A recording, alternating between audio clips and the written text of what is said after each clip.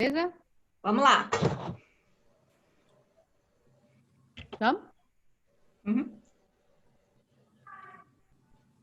Oi, gente, tudo bem com vocês? Estou aqui, o nosso quadro Roda de Saia, agora do mês de julho, e aqui tanto tempo, desde a primeira edição, eu ouvindo tantas mulheres, tantas profissionais maravilhosas, e hoje eu tive o prazer de poder estar ouvindo em mais uma convidada. Então, sempre com uma convidada, e daqui a pouco a gente vai conseguir, que é o sonho realmente de que vire uma roda, uma verdadeira roda de saia, e a gente vai fazer isso. Eu estou com duas ótimas colaboradoras que vão me ajudar a transformar esse quadro em roda de saia mesmo. Estou aqui com a Carol Toniati, muito bem-vinda. Estou com a Maíra Dana Carvalho. Maíra, também seja muito bem-vinda. Obrigada. Vou falar um pouquinho do histórico delas. A Maíra é jornalista com MBA em Gestão Estratégica de Negócios, especialização em Fashion Style, 10 anos de experiência em multinacionais aí no mercado, né? Mentora, consultora, professora, muito engajada no empreendedorismo feminino, apaixonada, aliás, por esse tipo de projeto, voluntária no NAS, Núcleo de Assistência Social. É isso, Maíra? É isso mesmo, perfeito. Né? E a Carol é professora de educação física, empresária, mais de 15 anos no ramo de livros, discos, é Universo Geek, é isso? É assim que fala? Universo Geek. Geek. Geek. Geek.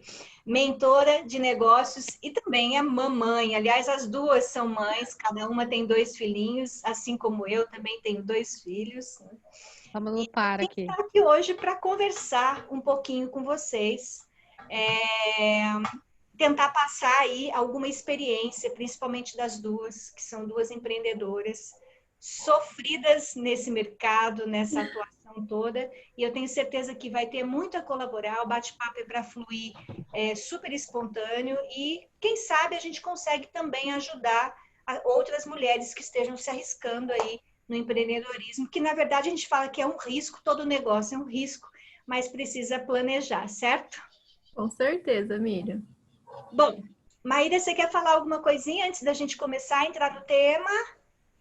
Olha, você pode entrar no tema, mas você tocou aí num calcanhar de Aquiles aí das pessoas em geral, que é o planejamento. Mas eu vou deixar você inserir o tema para a gente começar a falar. Tá bom, Carol? Também acho que eu vou deixar você seguir. Eu acho que você tocou no ponto forte também, quando você disse que é da dificuldade de empreender, que a gente carrega, né, esse estigma de que empreender é solitário. Então a gente vai falar um pouquinho sobre isso também. Legal. Bom, gente, então é o seguinte: empreendedorismo, eu tirei algumas coisas, algumas menções aqui para colocar para vocês, até para a gente compreender a evolução do empreendedorismo feminino. Não vou falar do empreendedorismo de outra situação, como é que foi a origem dela, porque a mulher não passou por aquela origem e a gente veio mesmo, o nosso trabalho veio crescendo a partir mesmo da Primeira e da Segunda Guerra Mundial, porque muitos homens foram para a guerra e as mulheres tiveram que sustentar a sua família. Então, essa coisa de chefe de família, as mulheres tiveram que fazer, desempenhar papéis, né, atividades que os homens até então faziam, e é aí que a gente fala que começou efetivamente o empreendedorismo feminino. As mulheres foram ganhando o seu espaço cada vez mais, né? Só que hoje a gente ainda enfrenta um viés muito difícil no mercado de trabalho. Porque, assim, da mesma forma que nós temos a desigualdade com relação ao ganho, estava falando há pouco com Maíra a respeito, as mulheres ganham 40% menos no mercado de trabalho. No empreendedorismo, essa coisa ela fica muito forte também, porque o empreendedorismo ele meio que tem várias amarras para as mulheres, porque a mulher, além de tudo que ela faz, ela ainda tem que investir numa coisa e na maioria das vezes precisa de muito planejamento. Precisa de vários anos planejando, porque a mulher ela é perfeccionista. Ela quer fazer a coisa para não dar errado e ainda assim acaba dando errado. Ou às vezes a gente começa, não, acho que não tá bom, então eu vou mudar essa coisa. E aí eu queria saber, primeiro a Maíra. Maíra, como é que a mulher lida, a empreendedora lida com essa dúvida, com esse anseio, será que vai dar certo? Será que está perfeito? Será que o que mais vai estar faltando nisso? Por que que a gente começa e recomeça várias vezes? Primeiro porque o empreendedorismo ele é uma jornada, ele é um processo. E as pessoas acham que, eu vou abrir um negócio e vai dar certo. E é isso. E na realidade, tem vários aprendizados que estão ligados ao empreendedorismo em geral. E você vai passar por várias etapas que em uma empresa seriam feitas por várias pessoas. Então, numa empresa você tem áreas diferentes, um contingente de profissionais que buscam aquele resultado. E no empreendedorismo em geral você vai ter, né? Você, um funcionário, dois, três, enfim, dependendo do tamanho do seu negócio. Você vai ter consultores, você pode ter um advogado que você consulta, você pode ter um contador que você consulta, mas basicamente você vai ter que ser o guia de tudo que vai acontecer no seu negócio. Então é comum as pessoas fracassarem no empreendedorismo, por quê? Porque elas têm que aprender uma série de novas aptidões que elas não têm. E também é muito comum o empreendedor que fracassou em geral, depois que ele fracassou várias vezes, ele ter muito sucesso. Por quê? Porque ele passou por um processo de aprendizagem. Uma coisa interessante é que diz que no Brasil as empresas fecham em 2 anos, né? Em geral. Então, você abre um novo negócio, em 2 anos você fecha. Eu vejo que existe 2 erros grandes. O primeiro é que a pessoa faz uma previsão de caixa para 6 meses. Então, assim, eu tenho um negócio, eu tenho 6 meses de caixa, tem que dar certo. Então, essa é a perspectiva do brasileiro em geral, tá? E aí tá errado, ele teria que ter, todo mundo aprendeu durante a quarentena, que é no mínimo 1 ano de caixa, se você puder, muito mais. E o outro erro é achar que tudo vai acontecer muito rápido. Ah, não, ó, vou ganhar dinheiro e pagar todas as minhas contas amanhã. E aí, quando isso não acontece, a pessoa se frustra e aí ela não tem caixa para segurar, ela simplesmente abandona o negócio. Então, a falta de planejamento, a falta de orçamento e a falta de visão faz com que a maioria das empresas que nascem no Brasil feche em 2 anos. Eu acho que muitos negócios, se ultrapassassem essa barreira inicial dos 2 anos, eles teriam sim sucesso, né? Mas as pessoas não pagam para ver depois desses 2 anos, tá? Que seria o tempo de desenvolvimento de qualquer projeto, em geral, né? Então as pessoas querem tudo para ontem e não é assim que as coisas acontecem, né?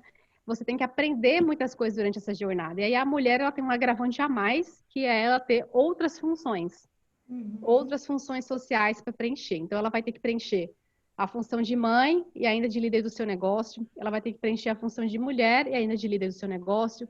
Existe uma cobrança social em relação à aparência, bem-estar, né? E aí a mulher leva isso para o negócio dela, então, não tá bom, tá feio, né?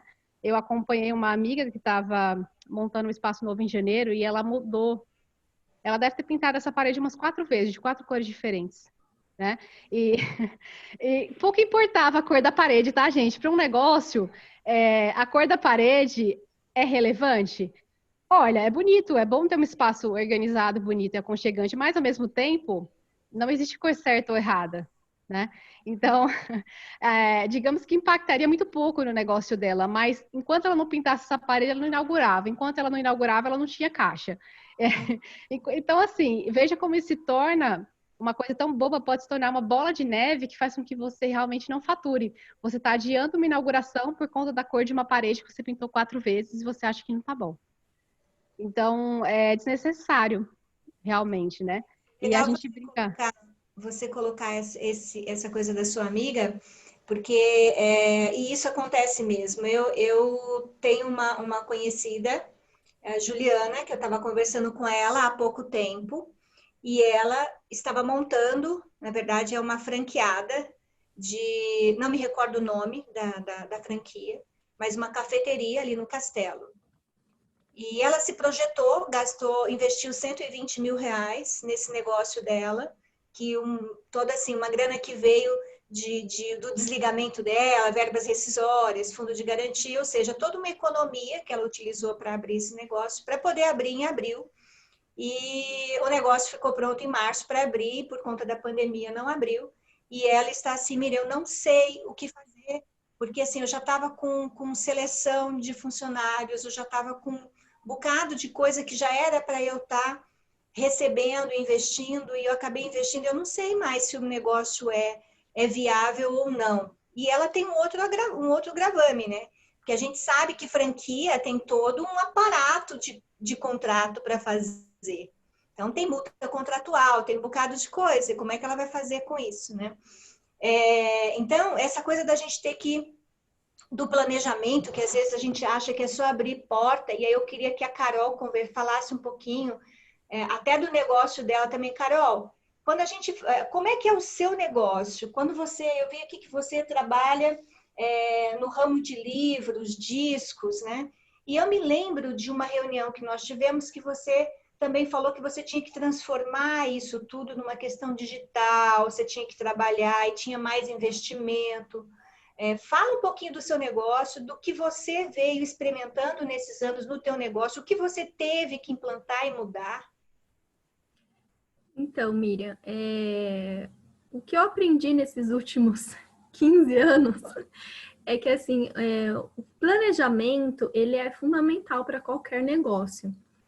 Eu consegui passar a barreira do tão temido 2 anos de negócio, porque nós planejamos muito esse negócio.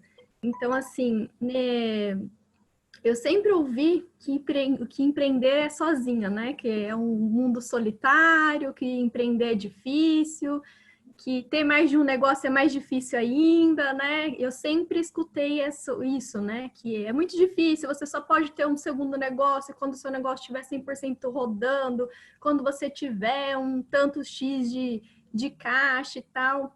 Realmente, no começo, eu não tinha essa dimensão, esse conhecimento sobre planejamento, né?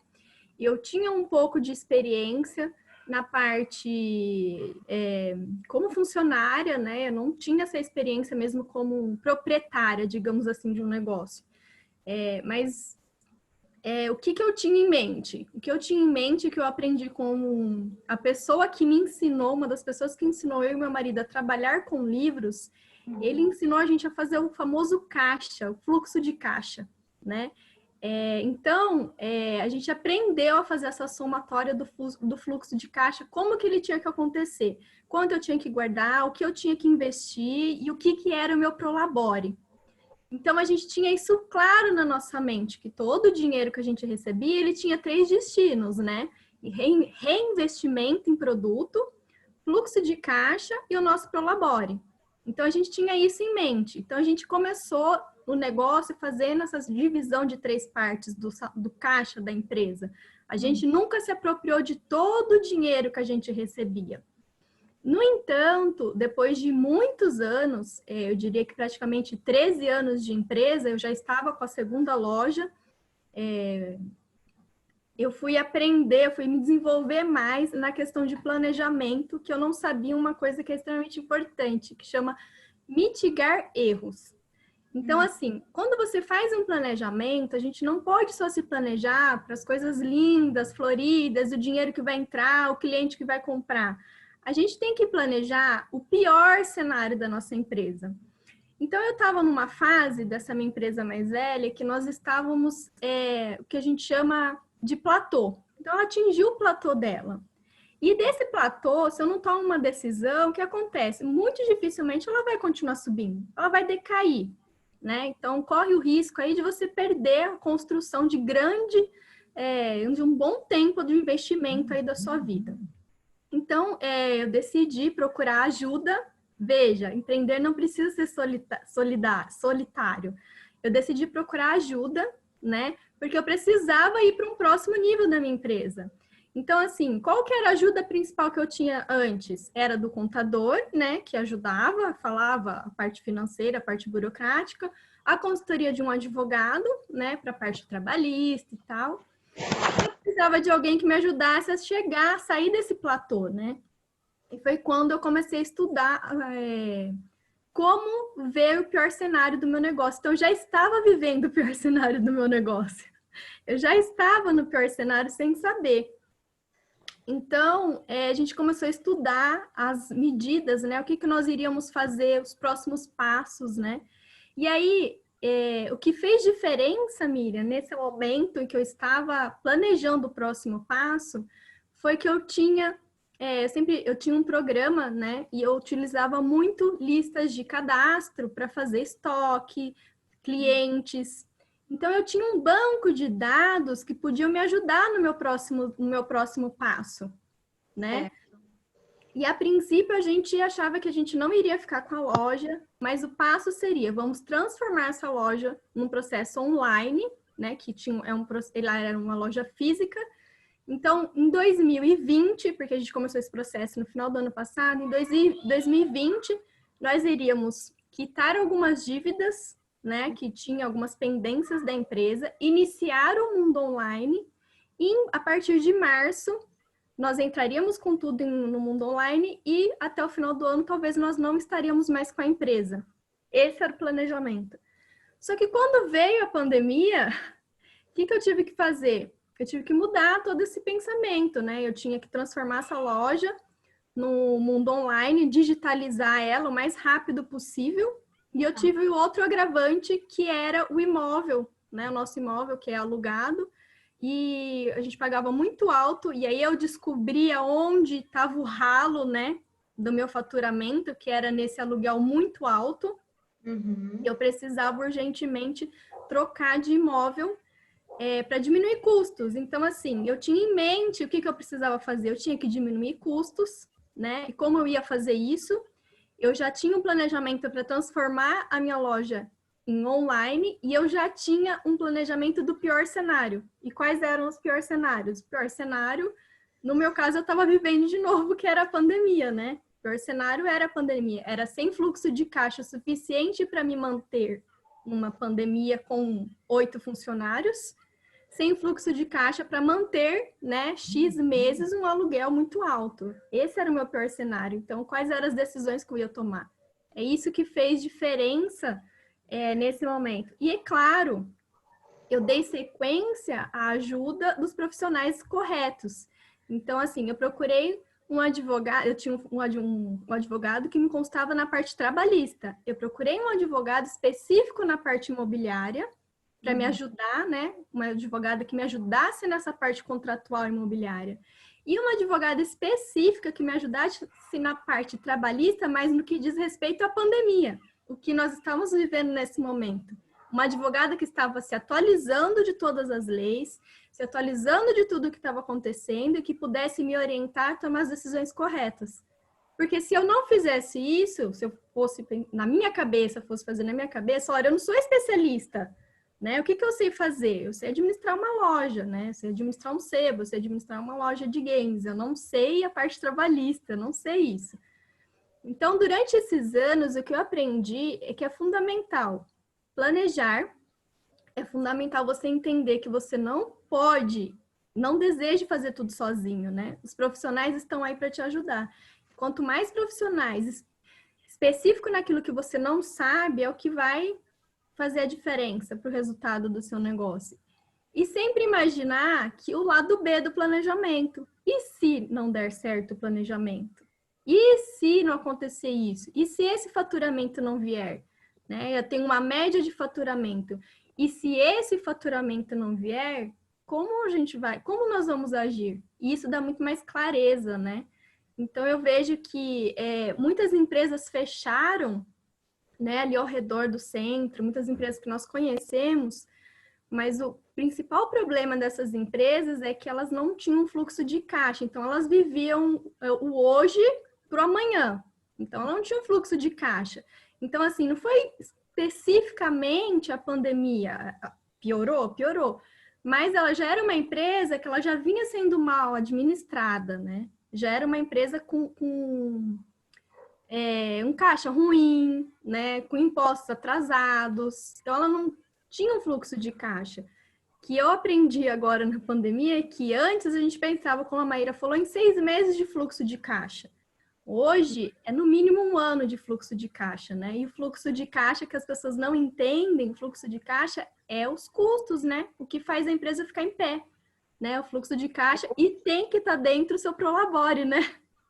E aí, Miriam, até acrescentando aqui na K, só para a gente finalizar esse tópico e você passar para o próximo, isso aí, o planejamento tem 3 partes, então assim, o pior cenário, o médio e o cenário otimista, e aí geralmente a pessoa só faz o otimista, primeiro ponto é esse, né? Isso. Segundo, todo o planejamento tem que prever os riscos e possíveis riscos, então é um passivo trabalhista, é um processo judicial, é um problema com imposto, é um problema de adequação de imóvel, enfim. Então, eu prevejo que eu posso ter esse problema e contrato o profissional adequado, como a Carol pontuou aqui.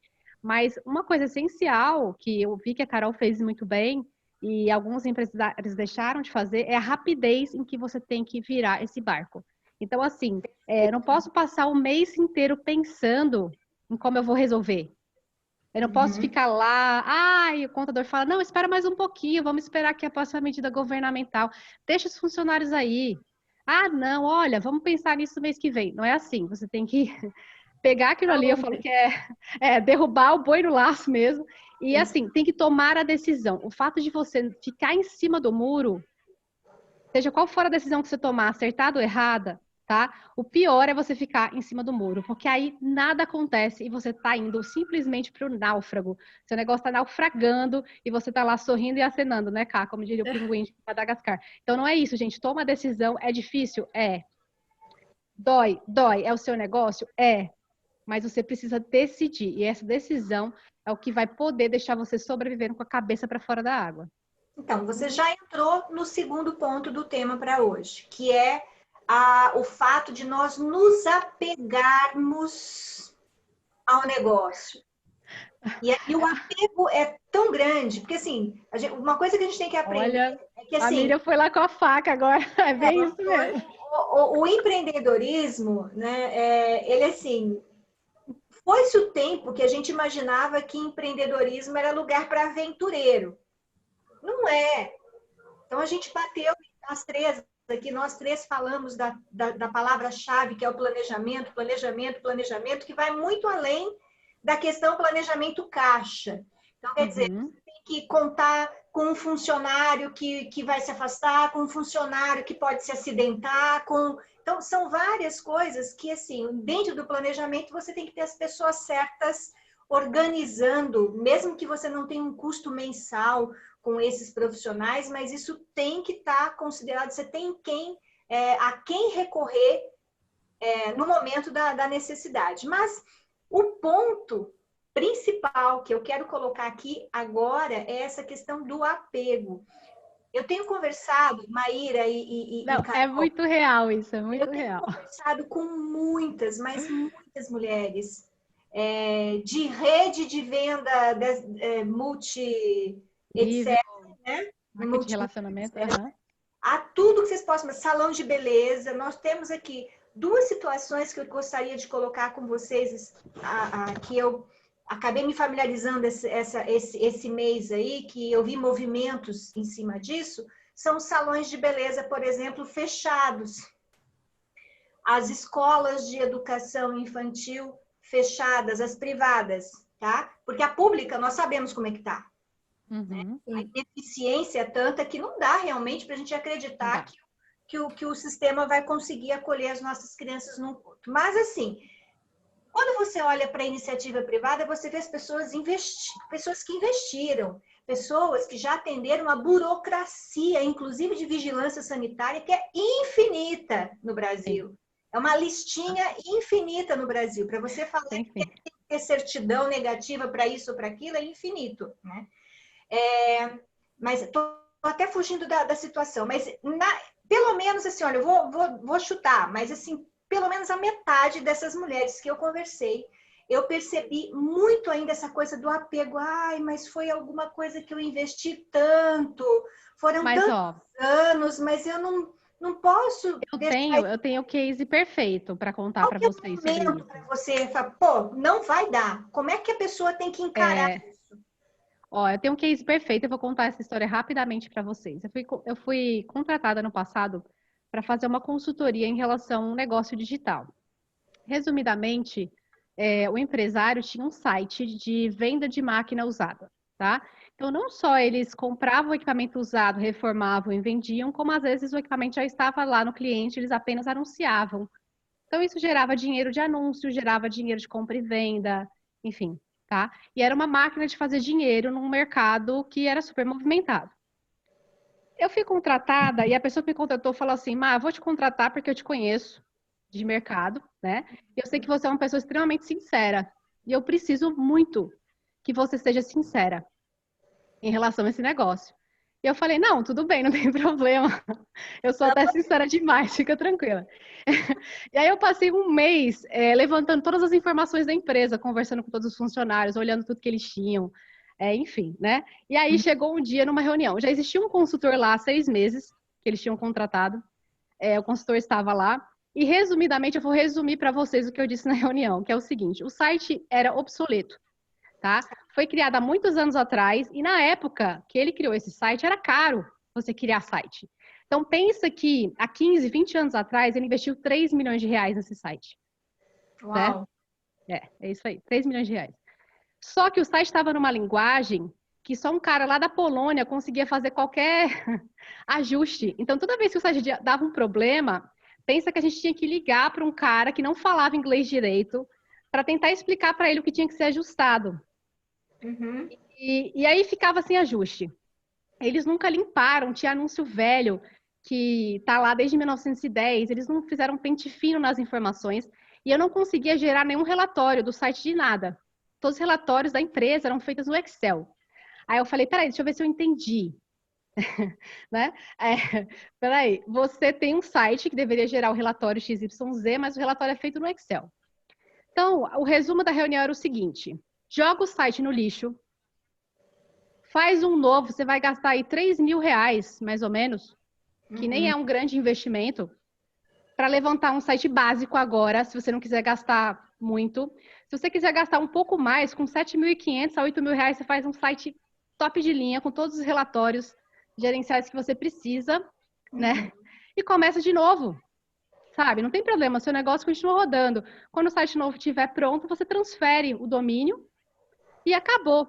Deixa eu adivinhar, o cara falou, mas eu investi 3 milhões nisso aqui. 3 milhões disso aqui. Essas informações estão aqui. Eu falei, tudo bem, a sua equipe comercial está dizendo que não está coerente, o seu gerente de marketing está dizendo que está com problema, você tem que ligar internacionalmente para a Polônia para resolver um problema que demora um mês para ser resolvido. Assim, todas as pessoas da sua empresa estão falando para você que a coisa não está rodando e a sua empresa está perdendo faturamento. Não sou eu que estou dizendo, não, é o número. Né? Matemática. A empresa vem perdendo faturamento. Por quê? Porque existe um concorrente de mercado que tem um site top de linha muito melhor que o seu. Certo? E ele está tomando o seu espaço.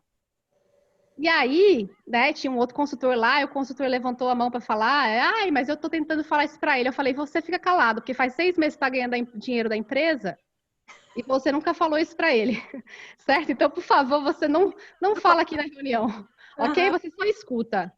Então, assim, veja que tem o erro do apego, existe aquela pessoa que enxerga o erro, mas ela fica lá ganhando o dinheiro da empresa, a empresa já não está bem das pernas, mas a pessoa está preocupada com o dinheiro dela. Certo. E o dono não consegue entender. E outra coisa, eu não estou falando jogue o modelo de negócio fora, eu não estou falando jogue o nome da sua empresa fora, eu estou falando de uma coisa técnica. Crie uma estrutura nova para essa parte técnica. E mesmo assim, por que a pessoa não consegue abrir mão? Porque ela enxerga o investimento que ela fez lá atrás. E eu falo, mas quanto você já faturou desde a época que você fez esse investimento? Que a empresa ganhava dinheiro. Isso já se pagou várias vezes. Eu estou falando para você investir R$ 7.500 num site maravilhoso, top de linha. Se fosse um valor também assim absurdo, não é. Mas o apego sentimental da pessoa é maior. Resultado, isso foi ano passado, a empresa está fechando as portas.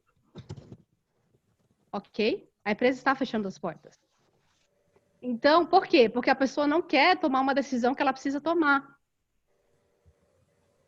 em relação à empresa dela. Uma decisão que é essencial para a sobrevivência do negócio. E aí, o que eu acho mais preocupante é que todas as pessoas já vinham falando a mesma coisa da empresa. Dentro da empresa, os próprios funcionários já perceberam que aquela coisa não estava funcionando. Né? Não dava o resultado que eles queriam. E a pessoa não quer ouvir. Né?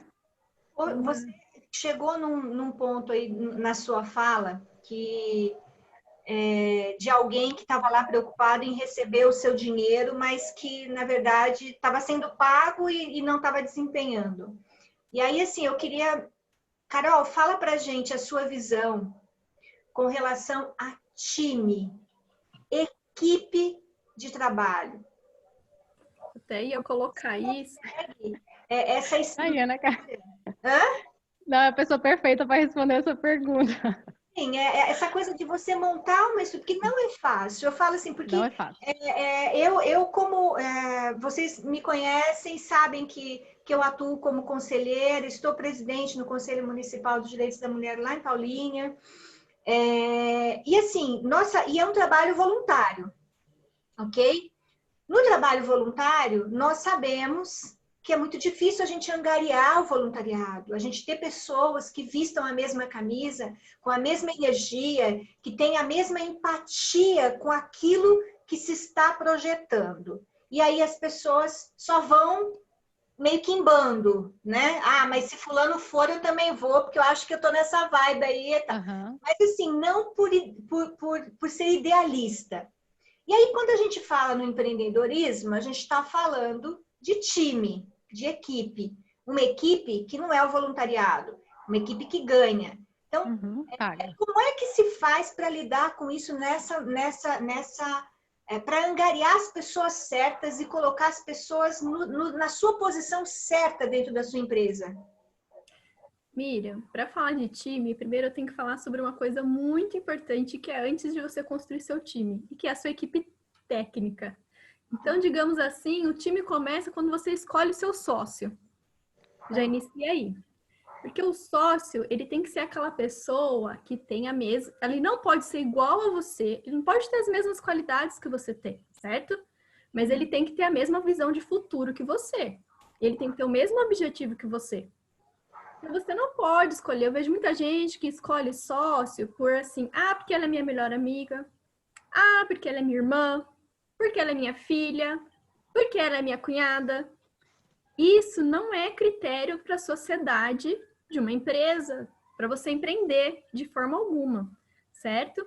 O critério para se escolher um sócio, uma sócia, é você ter a mesma visão de futuro e você ter os mesmos objetivos. E essa pessoa ela tem que estar disposta a arregaçar as manguinhas e pôr a mão na massa. Porque eu vejo muita gente assim, eu só preciso de um sócio participativo, um sócio que entre com dinheiro. Só que daí sabe o que você vai ser? Um gerente de luxo. É isso que acontece. Aí você não entende por que você trabalha que nem uma camela e tem que pagar a parte do sócio. Porque você escolheu errado o técnico do seu time. Okay. Então, assim, para você iniciar um time, primeiro você tem que escolher uma boa sociedade. Começa aí, tá? E tem que estar preto no branco. E escolha seu sócio, preto no branco, contrato preto no branco. E primeiro, bonitinho, pense em todas as dívidas que o seu sócio já tem. Se ele for uma pessoa já ferrada financeiramente, não serve para a sociedade participativa do seu negócio, tá? Porque às vezes você pensa que a pessoa vai... mas ela vai pagar.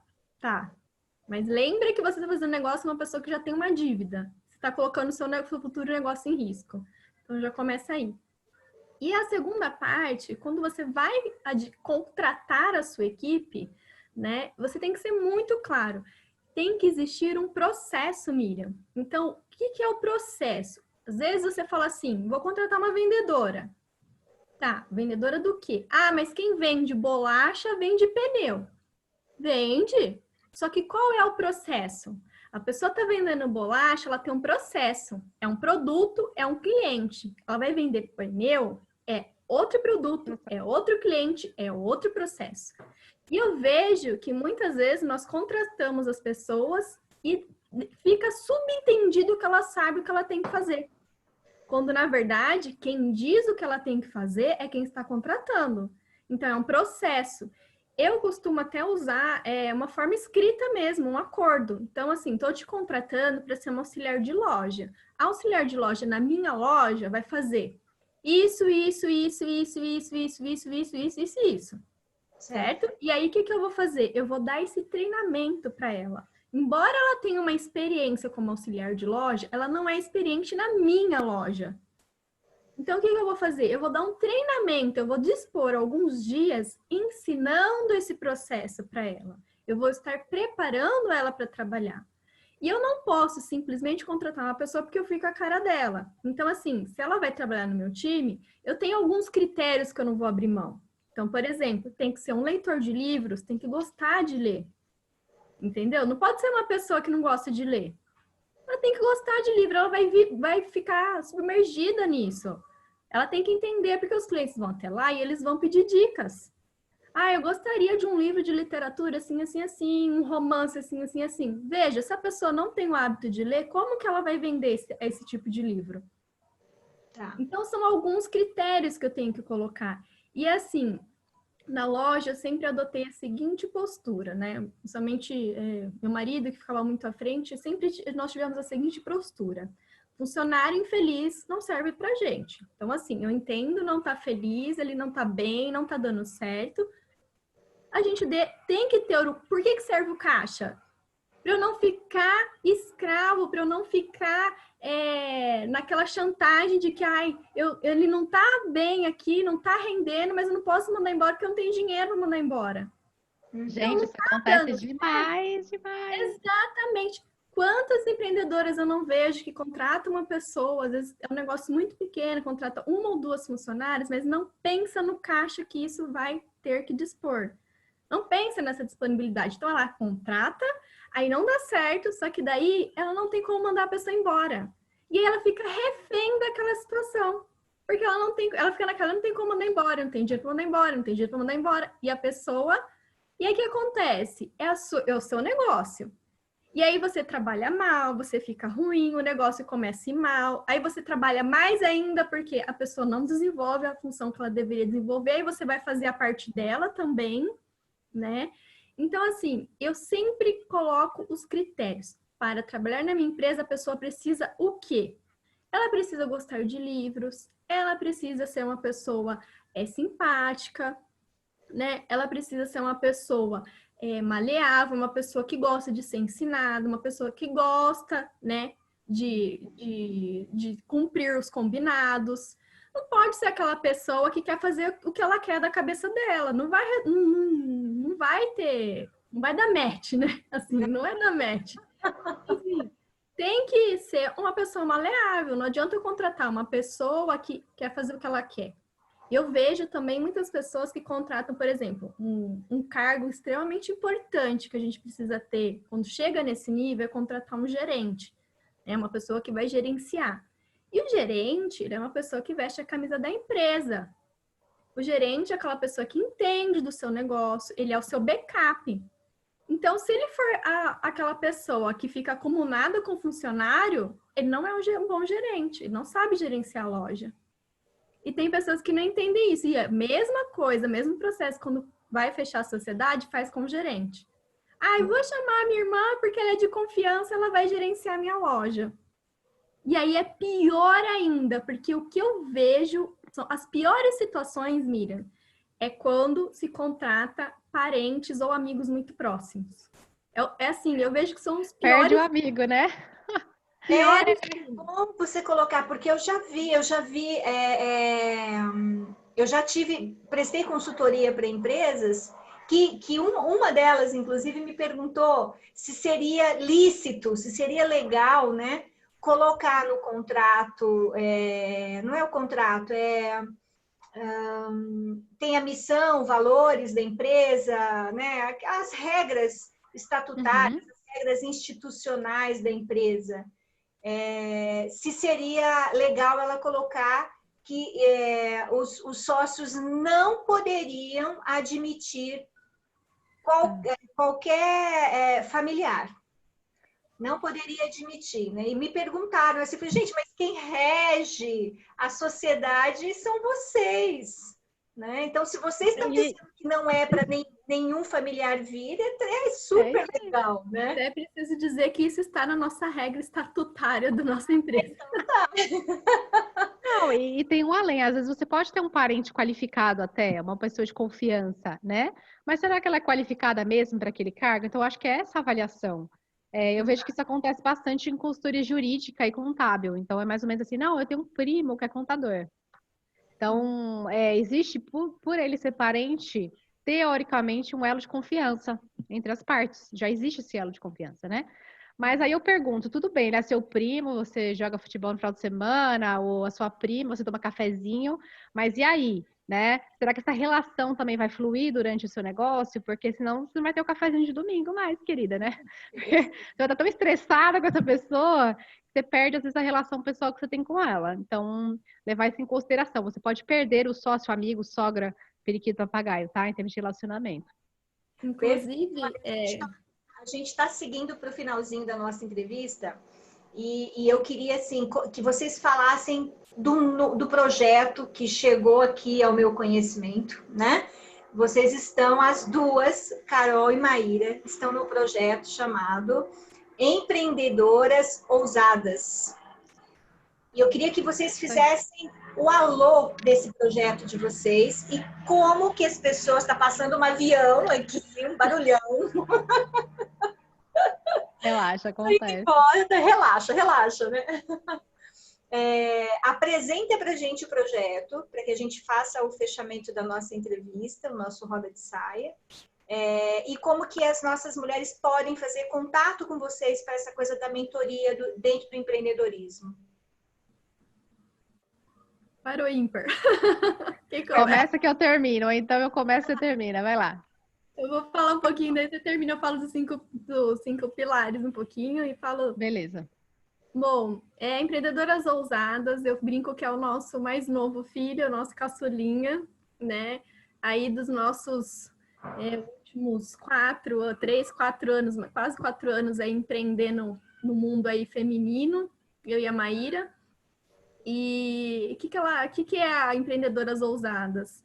É uma plataforma online, uma comunidade online, né, de ensino à distância, onde nós colocamos o passo a passo para as empreendedoras aí, tudo isso que a gente falou sobre propósito e planejamento, né, sobre vendas.